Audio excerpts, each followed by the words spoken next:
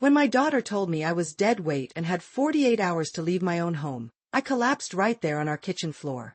3 days later, I was sitting across from a lawyer who showed me the secret my late husband had hidden from everyone.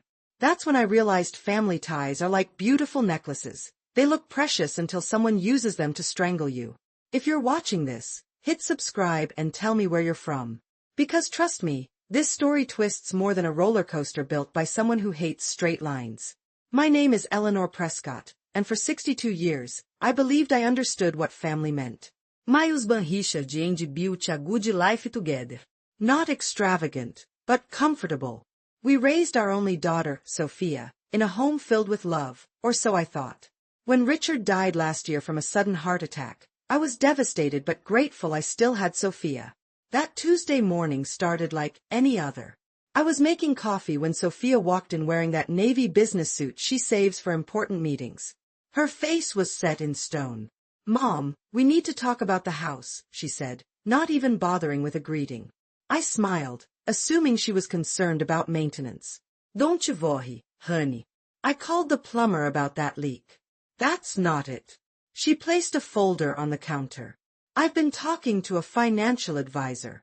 This house is the only significant asset Dad left, and I need to liquidate it." I nearly dropped my mug. "Liquidate. But this is my home. It's actually my home now. Dad left everything to me." Her voice was clinical, like she was discussing a business transaction. "You have no income. You're just dead weight financially." Dead weight. The words felt like physical blows. "I'm your mother. And I have my future to think about. Jason and I want to start our own business. We need capital." Jason was her boyfriend of 8 months. "I demete hintvis.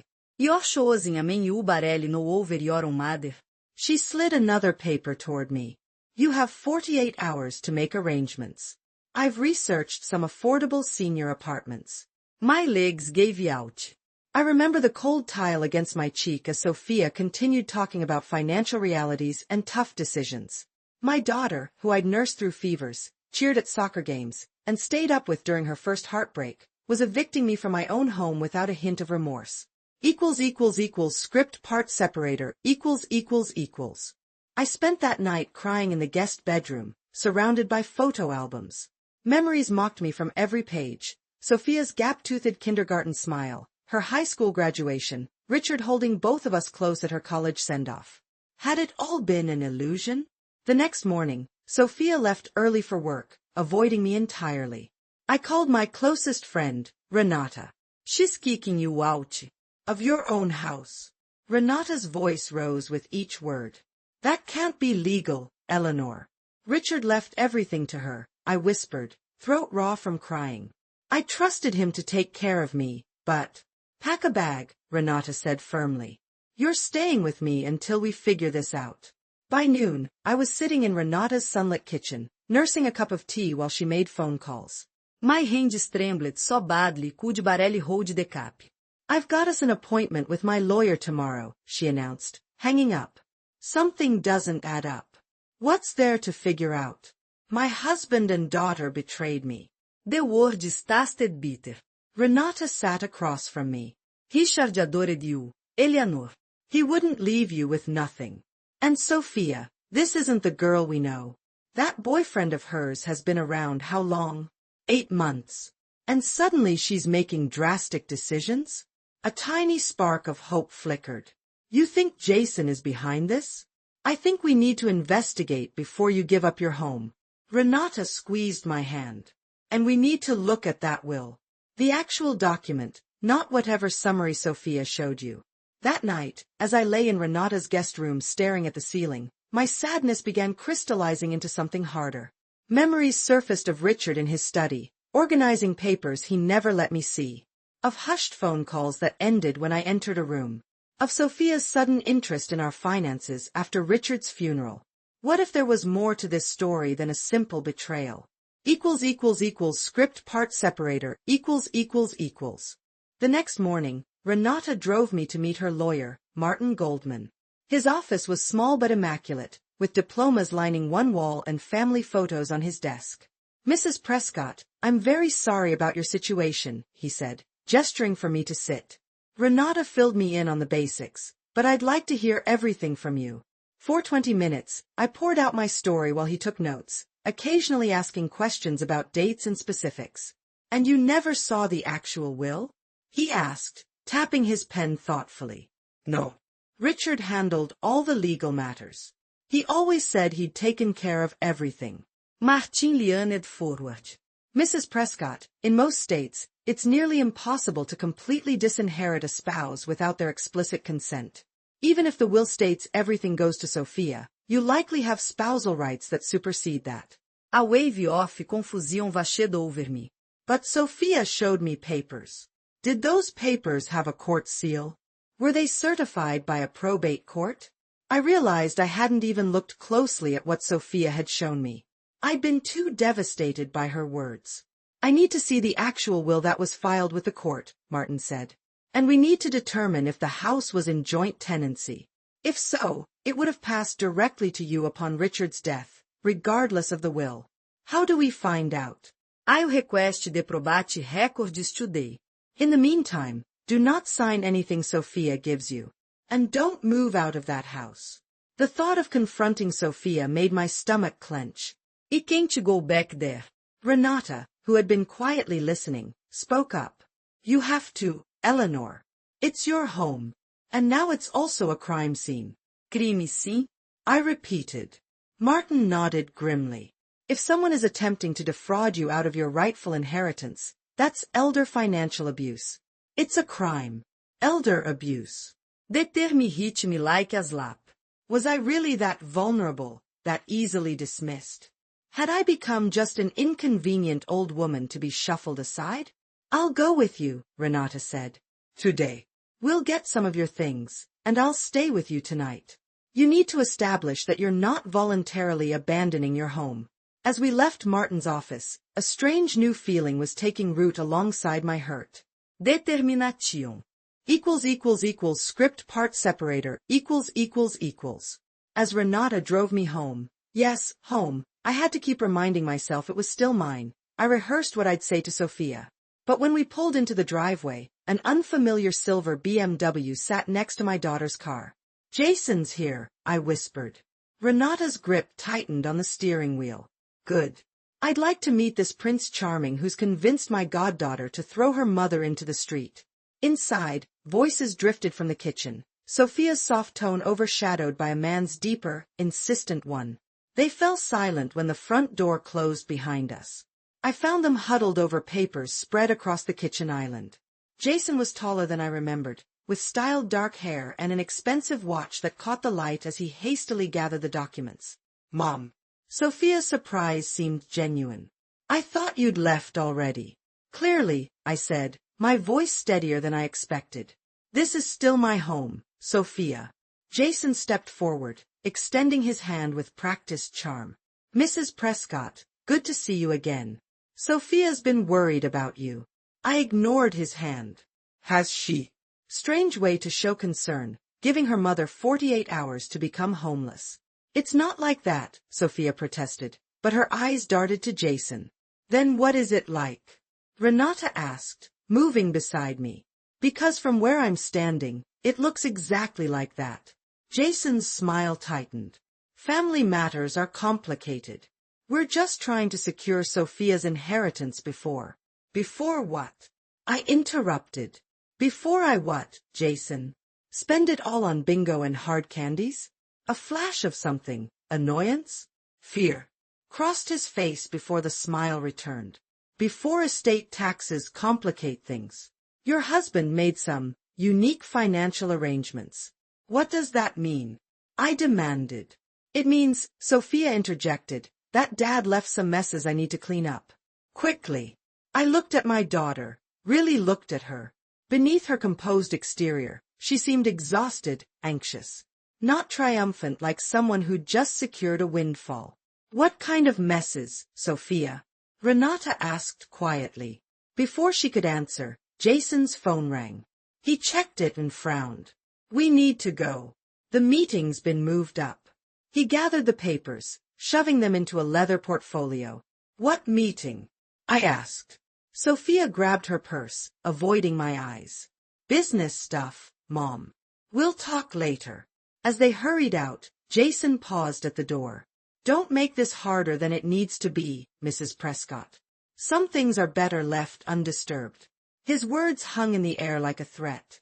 Script part separator, equals. After they left, Renata and I exchanged looks. There's definitely something wrong here, she said. That man gives me the creeps. I walked to the kitchen where they'd been working. A single page had fallen under the island, a bank statement with an account number I didn't recognize. The balance, $1. $2 million. Richard never mentioned this account, I whispered, showing Renata. Keep it, she said. Martin needs to see this. That night, I couldn't sleep in my own bed. I kept hearing Jason's warning, some things are better left undisturbed. What had Richard been involved in? And why was Sophia so desperate to get me out? The next morning, Martin called with news that sent my world spinning again. There are 2 wills, Mrs. Prescott. The one filed with the court last month by Sophia leaves everything to her. But I found an earlier will in the county records. Richard filed it 5 years ago and never revoked it. What does it say? My heart pounded. It splits everything between you and Sophia, with a specific trust set up for your care. And there's something else, a letter to be opened only if someone contested his wishes. 2 days later, we sat in Martin's office as he broke the seal on Richard's letter. My hands trembled as he read aloud. If you're reading this, someone has challenged my final wishes. I've spent years trying to extricate myself from business arrangements that began innocently but led me down paths I deeply regret. I've hidden assets to protect my family from people who might come looking for repayment. Eleanor knows nothing of this. I kept her innocent to keep her safe. If these matters have come to light after my death, trust no one. Especially not Jason Miller. I gasped. Jason? Richard knew Jason? Martin continued reading. Miller approached me 3 years ago with information about my past. He's been blackmailing me since. If he's near my family now, they're in danger. The real accounts, the clean ones, are documented in the safe deposit box at First National, number 473. Eleanor has always had the key. It's the small gold one on her keychain that she thinks opens our vacation cabin's mailbox. I touched the key I'd carried for years, never questioning why we needed it. Richard's letter ended with words that broke my heart. Eleanor, I'm sorry for the secrets. Everything I did, even the things I'm ashamed of, was to protect you and Sophia. I love you both more than my own life. Script part separator, equals. Tears blurred my vision as Martin finished reading. Richard had been protecting us from something, even from beyond the grave. And somehow, Jason was involved. I need to get to that safe deposit box, I said, clutching the key that had hung on my keychain for years. First thing tomorrow, Martin agreed. But tonight, you need to be careful. If Jason knows you're investigating. I can't go back to that house, I said, suddenly afraid. Renata squeezed my shoulder. You'll stay with me again. We'll pick up more of your things when we know Sophia and Jason aren't there. That night, I barely slept, my mind racing with questions. How had Richard gotten involved in something dangerous enough to require hidden accounts? How had Jason found him? And most painfully, how had he manipulated my daughter? The next morning, Martin met us at First National Bank. The manager escorted us to the vault after I showed identification and my key. Take your time, Mrs. Prescott, he said, leaving us in the private viewing room. With trembling hands, I opened box number 473.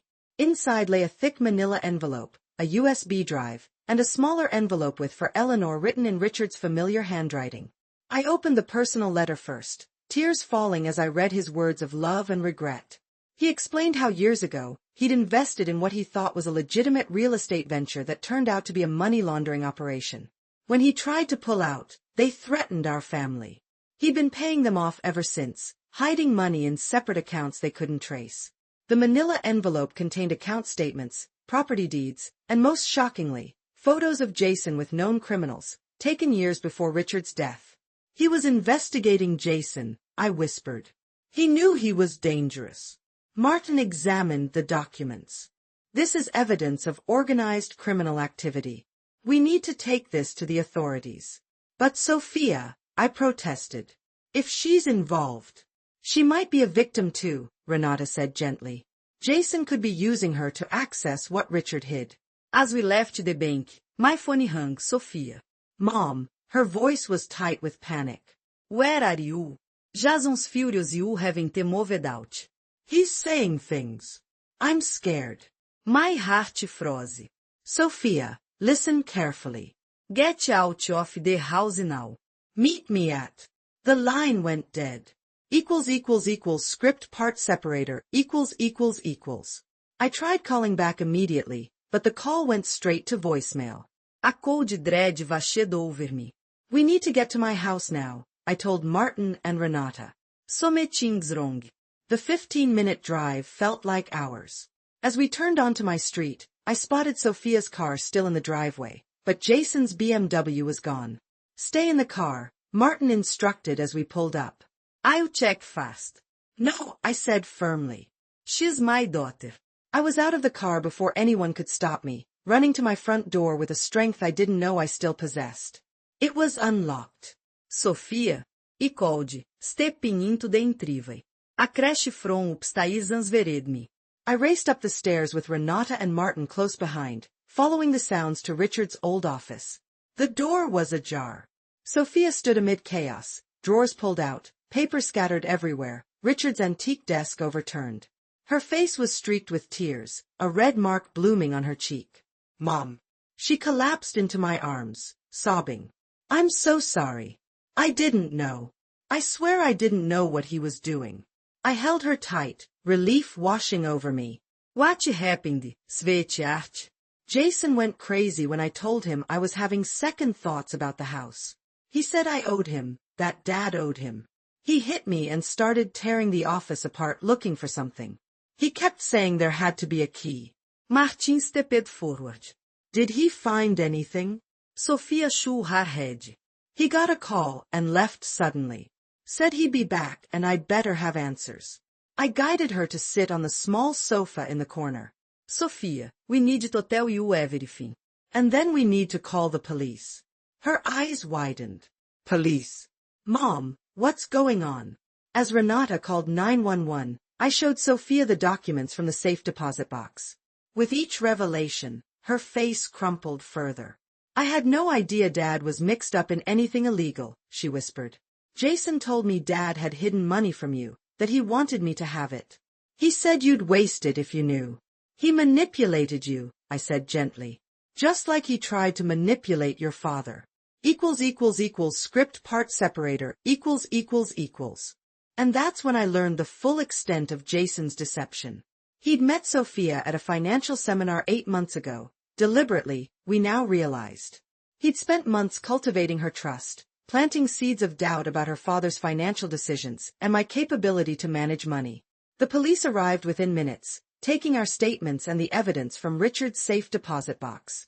A detective named Martinez listened intently as we explained the situation. This Jason Miller has been on our radar for years, Detective Martinez said, examining the photos. He targets wealthy families, especially after a death when vulnerabilities are high. We've never had enough evidence to charge him. He's coming back, Sophia said, her voice trembling. He said he'd be back tonight. Detective Martinez's expression hardened. Then we'll be waiting for him. They set up a sting operation in our home. 2 officers stationed themselves upstairs, another 2 in unmarked cars outside. Martinez instructed us to act normally if Jason returned. The waiting was excruciating. As dusk fell, Sophia and I sat in the living room, pretending to discuss my moving arrangements in case Jason was watching the house. I still can't believe I fell for his lies, Sophia whispered during a moment when we were certain we weren't being recorded. The things I said to you, Mom. I'll never forgive myself. I took her hand. You were grieving too. We both were. Grief makes us vulnerable. Headlights swept across the front window as a car pulled into the driveway. Jason's BMW. He's here, Sophia said, her fingers tightening around mine. Just stay calm, I said, though my heart was racing. Remember what Detective Martinez said. Let him incriminate himself. The front door opened. Jason walked in like he owned the place, his charming facade firmly in place until he saw us sitting together. Script part separator, What is this? He asked, suspicion instantly replacing his smile. Atoshi mother-daughter reunião? I've decided Mom can stay a little longer, Sophia said, her voice remarkably steady. Until she finds somewhere nice. Jason's jaw tightened. We discussed this, Sophia. The longer she stays, the harder this gets. The deadline was today. I spoke up, forcing my voice to remain calm. Actually, I've been thinking about my rights as Richard's widow. It seems there might be some legal complications with selling the house right away. Something dangerous flashed in Jason's eyes. There's no legal issue if everyone cooperates. He turned to Sophia. Did you find anything in your father's office? No, Shelit. It's just a mess now, thanks to you. He paced the living room, agitation evident in every movement. Your father was very clever, hiding things where no one would think to look. But everyone slips up eventually. What exactly are you looking for? I asked innocently. He paused, studying me carefully. Just some paperwork Richard promised me. Business matters. Like the money laundering operation you blackmailed him over? I said quietly. The room went silent. Jason's face drained of color, then flushed with anger. Who have you been talking to? He demanded, taking a step toward me. Sophia moved between us. Don't you dare threaten my mother. Jason Laugid, a cold sound devoid of humor. Your mother doesn't know when to stop digging. Just like your father. He stepped closer. Where is the key, Eleanor? What key? I asked, though I knew exactly what he meant. Don't you play dumb. Richard had a safe deposit box. Everything I need is in there, account numbers, passwords, property deeds. He turned to Sophia. Your father stole from me. I'm just collecting what's mine. My father didn't steal anything, Sophia said, her voice rising. You're DTF. Jason's hand shot out, grabbing Sophia's wrist. Tell me where the key is, or things will get very unpleasant for both of you. That was all Detective Martinez needed. The officers upstairs rushed down, weapons drawn. The moment they appeared, Jason released Sophia and bolted for the door, only to find more officers waiting outside. Jason Miller, you're under arrest, Martinez announced as an officer handcuffed him. This is ridiculous, Jason sputtered. I haven't done anything. Extortion, assault, conspiracy to commit fraud, Martinez recited calmly. And that's just for starters. We have your whole conversation record. Script part separator, Jason's face contorted with rage as they led him away. His eyes locked with mine, filled with such hatred that I physically recoiled. This isn't over, he hissed. You have no idea who you're dealing with. After the police cars pulled away, Sophia collapsed onto the sofa, shaking uncontrollably. Mom, I'm so sorry, she sobbed. I brought that monster into our lives. I believed him over you, my own mother. I sat beside her, wrapping my arms around her trembling shoulders. He was very convincing, sweetheart. He manipulated both of us. Detective Martinez returned an hour later with news that chilled my blood. Jason Miller isn't his real name, she explained, spreading photos across our coffee table. He's Anthony Delgado, wanted in 3 states for similar schemes. He targets grieving families, particularly ones where the deceased had complicated financial situations. Like Dad's money laundering problem, Sophia whispered. Martinez nodded. Based on what we found in his car and hotel room, he's been planning this for years. Your father was trying to extricate himself from some bad business dealings when Delgado found him. All those late nights Dad spent in his office, Sophia said. He was trying to protect us. We need both of you to come downtown tomorrow to make formal statements, Martinez continued. And Mrs. Prescott, your husband's records will be crucial evidence. Script part separator, After Detective Martinez left, Sophia and I sat in stunned silence. The magnitude of what we'd narrowly escaped was just sinking in. I need to see Dad's real will, Sophia finally said. The legitimate one. The next morning, Martin arranged for us to meet with the probate judge. As we sat in the courtroom waiting for our case to be called, I noticed several men in suits watching us intently from the back row. Mrs. Prescott, the bailiff, called. "The judge will see you now." Judge Harriet Wilson was a stern-looking woman with reading glasses perched on her nose. She reviewed Richard's authentic will, listening as Martin explained the circumstances. "This is deeply troubling," she said. "Someone filed a fraudulent will with this court." One of the men from the back approached. "Your Honor, I'm Special Agent Decker, FBI. We've been investigating Anthony Delgado's organization for years. This case connects to a larger financial crimes network." My heart raced. This was bigger than just Jason/Anthony.